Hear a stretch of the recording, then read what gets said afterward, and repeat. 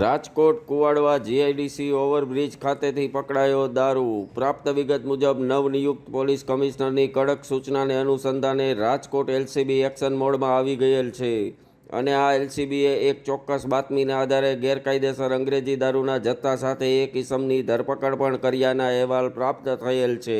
કુલ 3,64,120ના મુદ્દામાલ સાથે થઈ એક ગુનાહિત ઇતિહાસ ધરાવતા ઈસમની ધરપકડ। રિપોર્ટર વિરેન ગણાત્રા।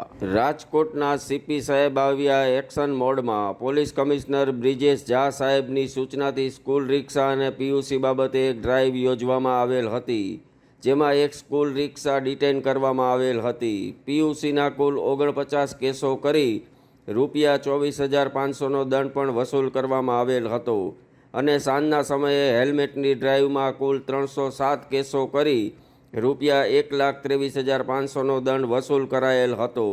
ઓવરસ્પીડના 83 કેસો કરી ₹1,66,000નો દંડ ફટકારવામાં આવેલ હતો। રિપોર્ટર વિરેન ગણાત્રા।